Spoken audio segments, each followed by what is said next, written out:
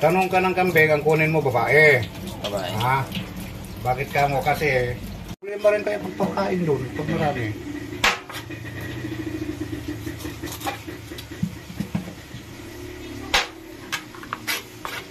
Samantalang dito, daling ko lang yung mga kanin lamig dyan.